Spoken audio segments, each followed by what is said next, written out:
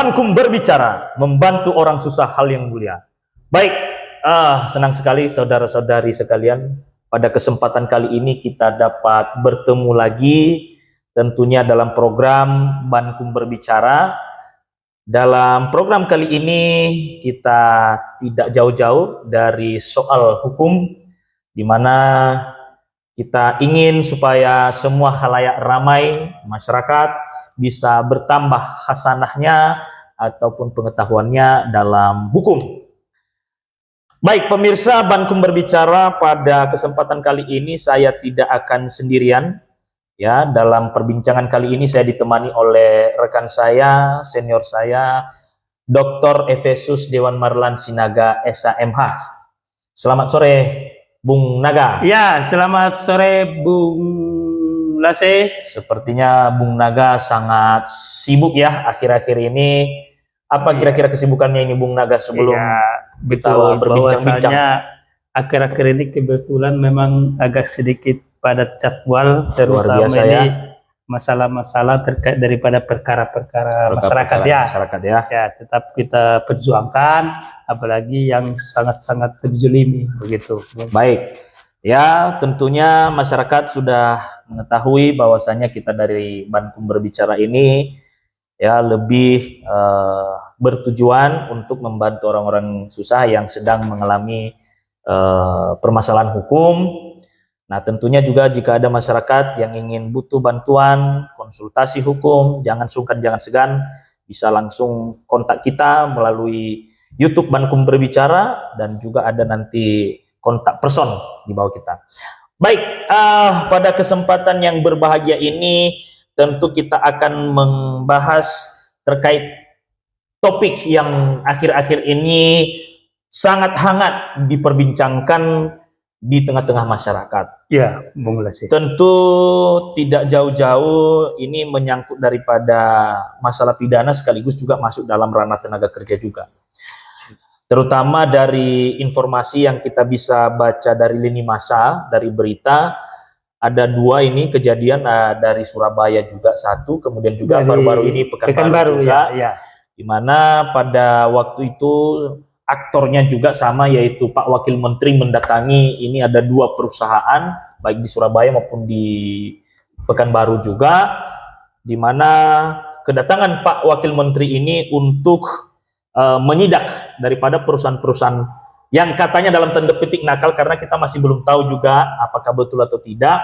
Tetapi dalam hal ini perusahaan ini ya kan menyita ya atau menahan daripada ijazah para pekerjanya. Ya. Nah, tentunya di sini seperti yang saya sampaikan, ini ada dua konteks hukum, ada ketenaga kerjaan dan konteks satunya lagi adalah pidana. Nah, yang mau saya tanyakan kepada Pak Sinaga, Bung Naga, ini pandangan Bang Sinaga terkait daripada polemik penahanan ijazah ini, secara aturan hukumnya sebenarnya apakah ini merupakan sebuah pelanggaran atau sebuah hal yang memang bisa dilegalkan di dalam misalnya kontrak pekerjaan begitu. Kira-kira pandangan dari Bung Naga bagaimana? Baik, terima kasih Bung Lase. Ya, jadi kita sangat prihatin ya. Akhir-akhir ini begitu banyak persoalan yang khususnya terkait daripada adanya beberapa perusahaan yang tadi sampai menahan ijazah. Sejujurnya ya kalau kita mengikuti rule aturannya Undang-Undang Ketenagakerjaan itu tidak diatur terkait daripada untuk menahan ijazah kan begitu. Apalagi itu kan nggak berhubungan sama sekali dengan orang yang untuk mau bekerja. Pekerjaan, kan begitu. Ya kan? Betul. Yang dibutuhkan di situ contoh tambahan, ya kan? Ya, tetapi nggak ditahan begitu, ya kan? Hanya contohnya fotokopi legalisir kan begitu, ya kan? Kenapa itu terjadi? Itu salah satu beberapa perusahaan. Kalau saya melihat pandangan saya pribadi ya, pendapat saya, ini karena bahwasanya perusahaan itu tidak tertib administrasi. Seperti yang saya sampaikan tadi waktu kita berbicara di Bankum Berbicara, ya kan? Kalau memang ada kekhawatiran, rasa takut dengan pekerja tersebut yang mau bekerja tempat kita, ya kan? Kita buat namanya itu adalah peraturan perusahaan. Di situ hak dan kewajiban. Apabila dia tidak sanggup melaksanakan daripada apa yang menjadi daripada dia punya kewajibannya, ya kan? Itu bisa kita, contohnya kita lakukan resign, PHK, kan berhentikan kan begitu, Betul, betul. ya kan? Tapi harus sesuai dengan undang-undang begitu. Itu dia. Jadi ada PP, ada PKB. Betul. Harusnya dia lebih tekankan di situ. Makanya tertib administrasi tadi, bukan lagi menahan ijazah, apalagi menahan yang lain. Ada lagi kita dapat informasi sampai menahan BPKB lah kan begitu. Betul, ya kan? Betul. Yang tidak ada hubungannya begitu loh. Ya kan? Kalau memang contohnya bahwasanya kita ada rasa takut tadi, khawatir, kita buat bahwasanya di PP kewajiban mereka gitu loh. Apa sih yang mau dikerjakan dia? Ya kan? Bagaimana apabila dia tidak sanggup, maka kan seperti pemerintah juga. Pemerintah kan ada namanya fakta integritas, ya kan? Membuat fakta integritas, sumpah, ya kan? Supaya apa? Supaya tadi itu untuk dilaksanakannya begitu, ya kan? Jadi sebenarnya secara aturannya ketika dia menahan ijazah, ya kan? Itu secara aturan hukumnya memang tidak ada yang melarang begitu. Tidak ada yang melarang secara aturan hukumnya dia, ya kan? Tetapi, ya kan? Akan timbul persoalan baru ketika contohnya ijazah tersebut nanti contohnya hilang, rusak, ya kan, rusak, itu yang akan menyebabkan terkait daripada adanya persoalan hukum begitu. Cuma menariknya begini, tadi Bung Naga menyinggung terkait daripada peraturan perusahaan dan peraturan kerja bersama kan gitu. Nah, apakah memang ya kan seperti penahanan ijazah ini boleh tidak dimasukkan di dalam yang namanya peraturan perusahaan itu secara hukum lah dulu? Tidak boleh, ya kan? Boleh. Karena kan mengacu daripada asas kebebasan berkontrak 1320 ya kan? Itu kan terkait dengan menahan ijazah, ya kan? Itu udah di luar daripada konteks begitu, ya kan? Di luar daripada konteks, contohnya itu kan tidak lagi sesuatu hal diperjanjikan kan begitu 1320 tadi. Itu tidak boleh. Kenapa? Itu udah melanggar daripada hak subjektif orang lain kan? Ya kan? Kenapa kita harus menahan ijazah dia? Ya kan? Itu tadi. Karena begini juga ya, kalau saya berpandangan juga Pak Sinaga, betul yang Pak Sinaga bilang itu. Karena kenapa? Toh juga ketika ya kan calon pekerja ini mendaftar di perusahaan ini, tentu kan ada data dan dokumen yang diserahkannya juga kan itu. Tentu kan perusahaan akan menyeleksi apakah ini memenuhi syarat atau tidak. Kan, sekiranya memang tidak memenuhi syarat ya tentu tidak akan diterima. Itu kan hak daripada pengusaha atau perusahaan untuk daripada menerima atau tidak gitu. Tetapi pada intinya tadi itu, yang diharuskan dalam undang-undang itu peraturan perusahaan, peraturan pekerja bersama, PKB gitu loh. Di luar daripada itu udah melanggar aturan gitu. Baik, kita agak merunut ke dalam ini Pak Sinaga. Kalaulah memang katakan tadi itu tidak bisa dimuat di dalam yang namanya peraturan perusahaan mengenai penahanan ijazah ini, ya kan? Apakah ada konsekuensi hukumnya terhadap perusahaan jika memaksakan kan gitu menahan ijazah ini tadi? Ya, artinya ketika dia menahan ijazah, makanya tadi secara hukumnya, ya kan, namanya kan berarti memberikan ijazah kan gitu, ya kan? Berarti ini kalau dalam hukumnya itu kan termasuk salah satu penggelapan kan? Betul. Ya kan, barang itu ada padanya bukan karena kejahatan kan begitu, ya kan? Persoalannya nanti timbul ketika sudah contohnya ada persoalan bahwasanya tadi seperti hilang, ya kan, tidak diberikan kan begitu. Ya, tapi kalau hanya ditahan, ya kan, tapi secara hukumnya memang tidak boleh kan begitu, karena itu melanggar hak subjektif orang lain. Betul, ya kan? Karena itu tidak ada hubungannya dengan daripada pekerjaan yang akan dilakukan oleh. Karena pekerjaan contoh syarat-syarat dia mau bekerja, contoh dia memiliki ijazah ini segala macam, itu kan hanya fotokopi begitu, yang bahkan yang sudah dilegalisir kan begitu, artinya yang sudah dia diverifikasi, autentifikasi kan begitu. Ya kan? Ya. Tapi kalau sampai asli kan ini yang ditahan asli. Kalau fotokopi sih nggak ada masalah kan? Nggak masalah. Iya kan? Ini asli. Ini hak daripada dia punya pekerja itu kan? Itu tadi melanggar hak subjektif orang lain ya kan? Kalau dilihat daripada terkait dengan perbuatan melawan hukum dari segi tadi hubungan kependataan kan? 1320 juga, ya kan? Ada 4 syarat itu kan? Ini salah satu kan, ini sudah termasuk bahwasanya pelanggaran kan begitu, ya kan? Karena tidak ada hubungannya lagi gitu, betul, ya kan? Walaupun ada asas kebebasan berkontrak atau apa tadi kan, tetapi di peraturan perusahaan disebutkan yang menyangkut ketenagakerjaan, ya kan? Di situ terkait dengan hak dan kewajibannya, bukan menyangkut terkait daripada bahwasanya harus ditahan ijazah. Betul. Karena memang menurut hemat kita juga di sini, bahwasanya kan yang namanya ijazah ini kan merupakan privasi seseorang sebenarnya, tidak bisa apa namanya itu sembarangan diberikan kan begitu, kecuali kalau memang dalam kepentingan tertentu. Kan kepentingan dalam arti bahwasanya dalam bidang hukum kan begitu. Betul. Atau dalam persoalan-persoalan lain kan begitu. Ini kan terkait bekerja ya kan. Masa orang bekerja diminta ditahan ijazah kan itu, ya kan? Berarti kalau memang tadi itu perusahaan menahan daripada ijazah itu tadi, berarti ada konsekuensi pidana, ya kan, yang dihadapi oleh perusahaan sekiranya nanti misalnya hilang, kan gitu. Ya. Ataupun kalau kita kaji, kalau misalnya ditahan, apakah ditahan ya, katakan belum hilang, belum rusak, apakah ada konsekuensi pidananya juga bagi perusahaan ini? Ya, jadi makanya begini, ketika ditahan, ya kan, ya kan, diminta, ya harus diminta dulu, betul. ya kan, diminta tidak diberikan, baru itu masuk konsekuensi tadi itu adanya penggelapan, kan gitu, ya kan. Atau bisa juga di pasal 406 ayat 1 tadi itu ya kan, artinya kan kalau hilang kan, atau tidak bisa digunakan atau apa lagi kan, itu. Tapi harus diminta dulu begitu. Diminta. Ya kecuali nggak diminta ya kan. Contoh dia ditahan, tapi kita nggak merasa bahwasanya kita punya kehilangan, ya kan? Kita nggak merasa bahwasanya ini, ya belum ada konsekuensi hukumnya. Ya, tapi ketika sudah diminta tidak diberikan, maka itu memenuhi rumusan itu dugaan tindak pidana penggelapan tadi. Ya karena yang kita ikuti rata-rata kenapa pihak perusahaan ini menahan daripada ijazah ini itu tadi ya, supaya daripada pekerja ini ketika ada melakukan sesuatu yang melanggar daripada peraturan daripada perusahaan, dia tidak bisa langsung pergi begitu saja kan gitu. Ya makanya tadi kita sampaikan bahwasanya ini salah satu daripada ketidaktertiban administrasi, ya kan? Jadi perusahaan ini ya kan, ya kalau perusahaan tertiban administrasi ini tak perlu dikhawatirkan, tak perlu diragukan kan. Tapi kalau memang dia contohnya asal-asal dalam administrasi, ya hal-hal ini bisa terjadi kan begitu.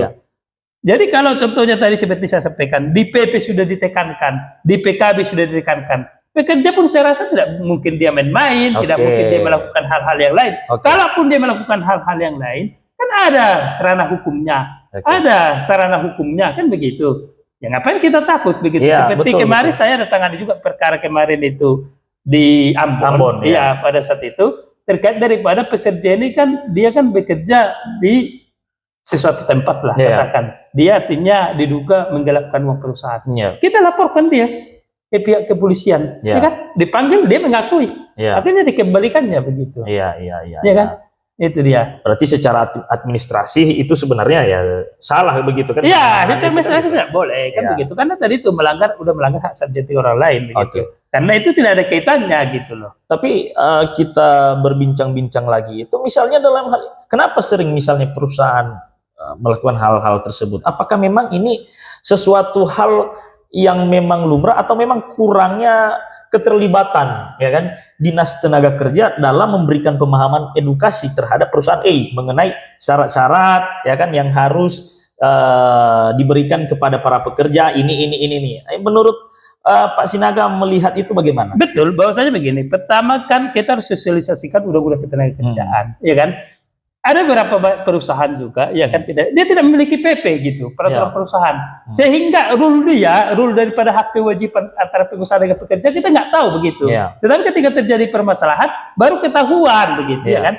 Ini sebenarnya daripada fungsi kita sepakat bahwasanya peran daripada pemerintah, Dinas Tenaga Kerja, ya kan karena ada di situ namanya kan bidang hubungan internasional industrialisasi industrial kan gitu, bahwasanya itulah fungsi dia ya kan, menyampaikan supaya semua yang menyangkut terkait daripada ketenaga kerjaannya khususnya kan udah pengusaha-pengusaha yang skala menengah ya kan dibuat PP gitu loh. PP ini kan juga disahkan juga oleh daripada Dinas Tenaga Kerja tadi gitu ya kan. Jadi di situ dia. Jadi kalau dia udah berjalan dengan rule-nya tadi, administrasinya saya rasa hal-hal begitu perlu dikhawatirkan, ditakutkan gitu. Tapi kalau dia tidak administrasinya juga contohnya amburadul, ya kan tidak jelas, ya seperti inilah terjadi begitu.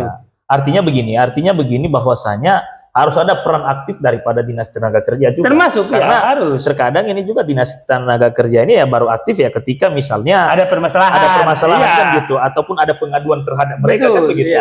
Ya, untuk datang melihat ataupun menginvestigasi para perusahaan-perusahaan ini kan tidak ada juga ya kan itu. Iya, apakah tidak ada atau bagaimana kita tidak tahu ya kan. Tapi pada intinya dia harus juga aktif kan gitu. Ya kan? Karena dia harus aktif karena dia masuk dalam kategori monitoring pengawasan. Ya kan? Contohlah Dinas Tenaga Kerja Provinsi Riau. Dia harus monitoring gitu loh. Mana contohnya perusahaan-perusahaan yang contohnya saat ini berdiri kan begitu. Dia juga harus memberikan edukasi terkait dengan Undang-Undang Ketenagakerjaan, apa hak dan kewajibannya kan gitu. Jangan sampai terjadi lagi seperti ini persoalan-persoalan menahan ijazah, menahan BPKB, menahan yang lain-lain kan begitu. Ya, karena itu tadi hak subjektif atau privasi daripada seseorang. Kemudian begini Pak Naga, ada pertanyaan-pertanyaan daripada beberapa pemirsa dari Bankum berbicara. Contoh seperti ini, Bung Naga. Nanti Bung Naga memberikan berdasarkan analisa, ya kan? Misalnya tadi sudah ditahan ijazah kan itu, Ya. nah, oleh perusahaan kan begitu, Ya. ya kan? Nah, ada beberapa dinamika. Kenapa perusahaan itu tidak menyerahkan? Contoh yang paling sering kita dengar di sini, bahkan kemungkinan besar yang di Pekanbaru ini juga seperti itu kejadiannya. Saya tapi kurang tahu lah kan gitu secara mendalam. Tapi rata-rata begini. Ketika misalnya ya kan pekerja ini kadang rata-rata seperti kasus mereka menggelapkan uang perusahaan kan begitu, ya kan? Nah, jadi perusahaan tidak mau mengambil tindakan seperti tadi itu Pak Sinaga langsung melaporkan ke pihak kepolisian kan begitu. Tetapi perusahaan menahan tadi itu, ya kan, ijazah itu ataupun identitas diri lainnya itu misalnya KTP atau kartu keluarga atau SIM itu kan itu BPKB ditahan, ya kan, supaya ya kan pekerja ini ya kan mengembalikan contoh uang yang sudah digelapkan itu tadi. Nah, itu bagaimana itu konteksnya itu kalau sudah diatur peraturan semacam gitu? Jadi begini, makanya itu kan dua hal berbeda tadi. Ya kan, salah satu peristiwa perbuatan atau peristiwa dugaan tindak pidana yang dilakukan dari pekerja tadi adalah penggelapan uang. Ya kan? Itu penggelapan uang kan ada pasal KUHP-nya kan begitu. Ya kan? Dilaporkan aja dulu kan begitu. Kan ada nanti proses hukumnya kan. Kalau dia terbukti tentu konsekuensinya kan, apalagi saat ini kan ada namanya RJ ya kan, bisa contohnya diselesaikan ketika dipulihkan daripada dia punya kerugian kan, atau sampai kepada tingkat dia kan. Artinya ketika ini terjadi, ini bisa saling melapor begitu. Yang satu melapor terkait daripada tadi itu penggelapan juga masalah ijazah, yang satu terkait daripada pelaporan terkait dugaan tindak penggelapan terhadap masalah perusahaan kan begitu. Iya. Jadi sebenarnya harus disikapi dengan baik bahwasanya segala sesuatu yang terkait dinamika hukum, ya ada sarana hukumnya begitu. Jangan contohnya kita mengambil tindakan yang konyol. Kan itu tindakan konyol begitu. Artinya apa? Artinya kan ada ruang-ruang tadi, ya kan? Wah, kenapa kamu menggelapkan uang? Ya kan ditahan ijazah saya kan itu berat, ya kan? Ya kan? Nah, itu tadi, ya kan? Kenapa kamu menahan ijazah? Karena digelapkan uang saya. Ini kan sama-sama mencari pembenaran gitu, pembenaran diri gitu loh. Ya makanya itu tadi harus disikapi dengan baik. Kan itu tadi ada sarananya gitu. Ya jangan kita contohnya sampai melanggar hak subjektif orang lain karena kita contohnya tadi itu bahwasanya digelapkan uang kita, wah kita ambil ini kan gitu. Itu nggak boleh, secara hukum juga nggak boleh. Dan satu lagi itu kadang perusahaan ini ya kan sudah menahan ijazah BPKB, malah dia lagi memberikan denda kepada pekerja ini kalau tidak mengambil itu gitu. Tidak boleh. Itu bagaimana sebenarnya itu? Ya, makanya itu tadi ada ruang hukumnya kan. Ketika terjadi persoalan itu menyangkut ketenagakerjaan, ini bisa dilaporkan ke pengawas ketenagakerjaan di Disnaker, ya kan? Itu tadi. Kenapa? Karena itu kan persoalannya menyangkut ketenagakerjaan kan. Segala sesuatu yang terjadi perselisihan pendapat, perselisihan hak, ya kan? Kepentingan itu bisa dilaporkan begitu. Makanya tadi saya bilang itu harus proaktif juga pekerja begitu. Ketika terjadi bahwasannya menurut dia tidak sesuai lagi dengan aturan, tidak sesuai lagi dengan bahwasannya undang-undang, ya maka didatangi aja ke Disnaker gitu. Sampaikan bahwasannya ada permasalahan begini kan gitu. Cuma dinamikanya begini Pak Sinaga kan begitu. Orang kan butuh kerja. Ya kan? Ya tentu apapun konsekuensi ataupun aturan hukum di perusahaan ya dia harus ikuti. Apakah itu merugikan dia? Terpaksa dia mengikuti. Karena nggak gampang-gampang loh Pak Naga untuk mencari kerja sekarang ini. Betul. Tetapi begini, makanya tadi saya sampaikan. Makanya tadi kan ini kan ketika terjadi permasalahan. Ya sebelum terjadi persoalan tentu kan selektif dia kan gitu. Apakah nanti ini merugikan saya atau tidak kan? Apakah sesuai berdasarkan aturan? Contoh, kalau dia disuruh tanda tangan sesuatu, ya kan? Menurut dia ini kan janggal, ganjil, ya kan? Nah, walaupun dia contohnya di situ mengetahuinya tidak mau bekerja di situ, tapi harus disampaikan ke dinas tenaga kerja juga. Jadi ada proaktif daripada pekerja itu juga. Gitu. Maksud kita begini, artinya kan ada beberapa perusahaan nakal ini kan gitu, ya kan? Tentu tadi kan di syarat awal disebutkan ya, tadi katakan bahwasanya dia akan menahan ijazah kan gitu. Orang kan butuh kerja ini Pak Naga. Kan begitu. Ketika dia butuh kerja, apakah aturan itu tadi atau persyaratan yang disediakan oleh perusahaan itu tadi merugikan dia? Mau aja gitu. Dia mau aja gitu. Nah itulah sekarang ini persoalannya loh Pak. Ya makanya saya bilang begini tadi. Artinya walaupun memang kita semua kan butuh kerja, butuh untuk hidupkan. Tetapi kan persoalannya apakah ini merugikan kita atau tidak? Perlu kan kita pikirkan juga gitu. Kan nggak semua perusahaan contohnya yang dalam tanda petik tadi. Ya kan contoh kita nggak bisa di sini pindah ke sini kan gitu. Ya kan? Jangan kita memaksakan kehendak kita. Kita udah tahu bahwasanya aturannya sudah tidak sesuai dengan undang-undang. Tapi kita tetap mau karena butuh kerja. Ya karena butuh kerja tadi. Ya kan? Makanya dibutuhkan proaktif kita juga gitu loh. Ya kan? Karena kalau contohnya dimemaksakan kehendaknya juga begitu dan merugikan dia, ya terpaksa bagaimana? Karena Itu kan mohon maaf Pak Naga, nanti kan perusahaan bisa membenarkan dalilnya. Sekarang kau keberatan kan gitu, Anda keberatan kan gitu. Kenapa sebelum waktu masuk ke perusahaan saya, Anda tidak pernah komplain? Iya, kalau dia komplain, ya tentu dia tidak bisa bekerja di Iya, perusahaan betul, itu. betul. Tetapi begini, artinya begini, perusahaan tidak boleh komplain dengan hal itu. Karena apa tadi? Ada ajas tadi yang dilanggarnya, ada aturan tadi, undang-undang tadi yang dilanggarnya, ya kan? Itu tadi. Kecuali dia tadi itu sesuai dengan aturan, undang-undang, ya nggak ada masalah kan? Ini kan sudah, artinya tadi melanggar hak subjektif orang lain tadi. Kenapa? Ya dia menahan ijazah asli orang yang tidak ada hubungannya. Ya, kan nggak ada hubungannya gitu loh. Orang bekerja, ya kan? Fotokopi apa segala macam ini harus kenapa harus ditahan ijazah asli? Kalau takut tadi ada rasa kekhawatiran, rasa takut atau bagaimana dengan pekerja itu kan dari tadi administrasinya diperbaiki, ya kan? Tertib administrasi, di PP dikuatkan, ya kan? Di PP sudah dikuatkan hak dan kewajiban, ya kan? Nggak ada orang yang berani lagi macam-macam kalau sudah ada di PP kan ini. Ini kan kebanyakan yang begini-begini PP-nya nggak ada, itu loh. Karena kalau ada PP-nya tentu kan ini harus mendapat juga ada pengesahan juga. Ya, dilihat oleh Dinas Tenaga Kerja apakah ini memang industrial tidak saling merugikan satu sama lain, apakah sudah berimbang kan begitu. Ya, harus saling berimbang, tidak boleh contohnya bahwasanya ketika dia pengusaha suka-suka dia, pekerja juga begitu, nggak boleh kan gitu. Ya kan? Harus saling, tadi kita sampaikan bersinergi. Ya kan? Artinya bagaimana supaya membangun daripada kita punya bangsa dan negara ini, termasuk juga bagaimana tujuan untuk meningkatkan kehidupan yang layak, ya kan? Makanya itu mudah-mudahan nanti dengan setelah kita berbincang-bincang ini, ya kan, mana tahu nanti ada rekan-rekan kita dari Dinas Tenaga Kerja yang lakukanlah inspeksi mendadak terhadap daripada perusahaan-perusahaan itu hak dia, bahwasanya tugas daripada pengawas ketenagakerjaan. Makanya di tiap-tiap provinsi itu ada pengawas ketenagakerjaan, ya kan? Dia harus mengawasi setiap daripada perusahaan-perusahaan kan begitu. Dia harus mengetahui gitu loh. Karena ya cukup disayangkan lah kalau menurut hemat saya ini Pak Sinaga, cukup disayangkan kalau sekelas wakil menteri yang malah menyidak begitu loh, melakukan inspeksi gitu loh, kan gitu terhadap perusahaan-perusahaan ini kan gitu. Salah satu tugas tupoksi dia, ya kan. Tapi yang kedua mungkin itu tadi kurang hubungan sinergitas, ya kan. Dia kan harus menyampaikan kepada para pemda-pemda, ya kan, daripada para stakeholder terkait, ya kan, supaya ini menjadi salah satu perhatian khusus begitu. Itu dia, ya kan. Nah, tapi ini kepada masyarakat ya, jangan ini menjadi sebuah ketakutan ya, ketika misalnya itu ada hal-hal yang tadi itu memberatkan, merugikan, itu jangan takut untuk menyuarakan. Iya, harus. Jadi kita harus proaktif juga, bahwasannya kan ada aturan, ya kan, di luar daripada aturan, di luar daripada rule, karena negara kita ini negara hukum. Ya kan, bukan negara kekuasaan kan. Segala sesuatunya berdasarkan daripada aturan dan sekalipun kita dalam hal ini sangat butuh akan pekerjaan kan sangat begitu. Banyak ya kan, sangat butuh pekerjaan, tetapi kan ada beberapa juga perusahaan-perusahaan yang taat administrasi, tertib hukum, tertib aturan begitu. Oke. Jadi mudah-mudahan lah Pak Naga kasus-kasus yang terjadi yang selesai. Ini contoh lah yang dua perusahaan ini, yang satu di Surabaya dan satu di Pekanbaru ini kan viral itu kan gitu. Ya terlepas apapun alasan daripada perusahaan menahan ijazah itu, seperti pandangan hukum dari Pak Sinaga itu tidak dibenarkan secara administrasi. Betul. Dan kalau memang ingin perusahaan ya kan ingin supaya pekerjanya bekerja dengan sesuai dengan SOP yang telah ditetapkan, maka tertibkanlah administrasi. Kan itu dia. Buat fakta integritas kan gitu. Ya, kan di pemerintah juga ada fakta integritas kan, supaya kita loyal dalam arti sesuai aturan ya.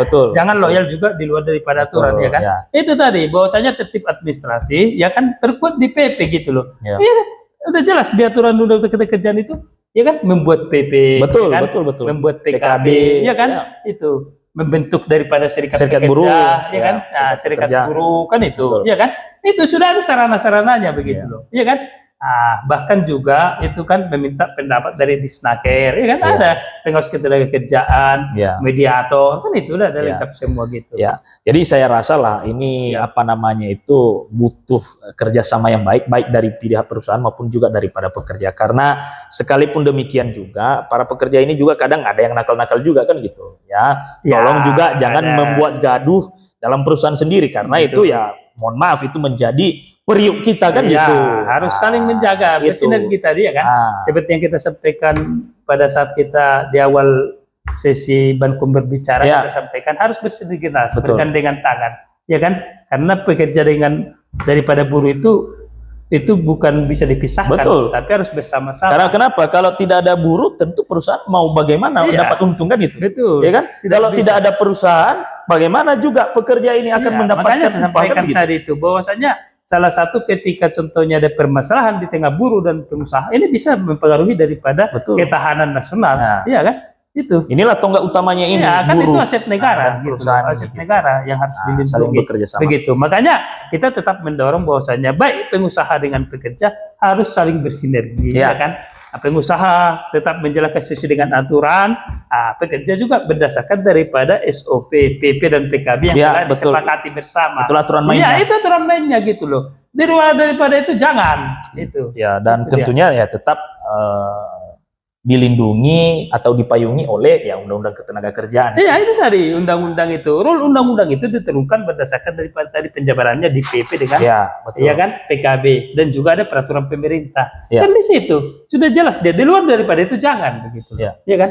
Nah, untuk mungkin sedikit informasi mengenai ini yang kita ikuti yang di kasus di Pekanbaru itu daripada pekerja itu sudah membuat LP itu di Polda Riau dan sudah terbit LP-nya. Ya, itu sangat bagus. Kenapa? Itu adalah salah satu edukasi hukum. Ya kan? Biar nanti daripada penyidik penyidik daripada pihak Polda Riau atau yang melakukan pemeriksaan nanti akan melakukan pemeriksaan untuk menguji daripada laporan tersebut. Apakah nanti adalah suatu peristiwa dugaan tindak pidana atau tidak? Itu nanti biar diuji di situ. Ini sarana daripada sarana hukum untuk edukasi hukum. Jadi lebih bagus begitu daripada kita contohnya melakukan hal-hal di luar daripada anarkisme, pengerusakan. Kan gitu. Termasuk kalau memang bahwasanya ada dugaan tadi itu ada menggunakan uang daripada perusahaan, dikembalikan aja begitu, ya kan? Kembalikan, tempuh jalur sesuai dengan hukum begitu. Jangan pula jadinya bahwasanya itu jangan pula jadinya kita tidak perlu itu dikembalikan, jangan, itu tidak boleh. Artinya jangan sampai saling merugikan lah. Baik pekerja dengan pengusaha saling bergandengan tangan bersinergi, jangan sampai saling merugikan. Itu dia. Makanya kita percayakan semua prosesnya ke penegak hukum. Ya kan? Nah, begitu juga dari pekerja tentu mereka punya penasehat hukum, baik juga perusahaan. Iya, semua kan itu kan ada ruang hukum. Iya kan, ruang daripada dia punya daripada permasalahan itu diselesaikan melalui ruang hukum. Kan begitu. Itu dia penjelasan. Baik, terima kasih edukasinya Bung Naga.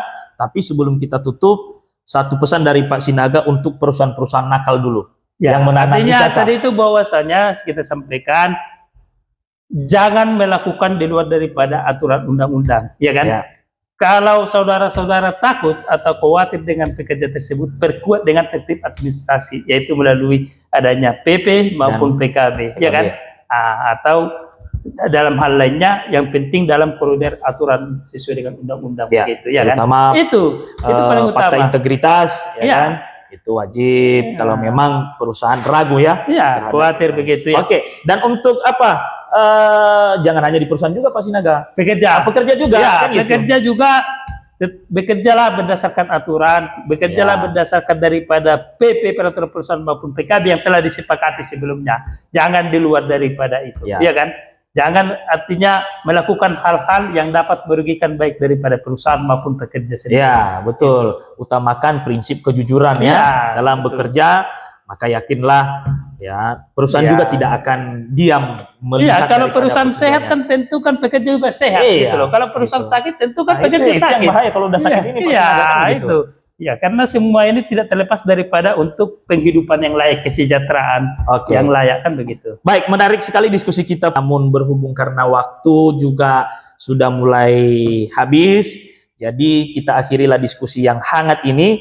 Mudah-mudahan nanti di waktu yang akan datang kita akan membahas hal-hal yang lebih menarik lagi ya Pak Sinaga. Tentunya di dalam program-program Bankum Berbicara. Mari kita tutup. Salam Bankum Berbicara. Membantu orang susah hal yang mulia.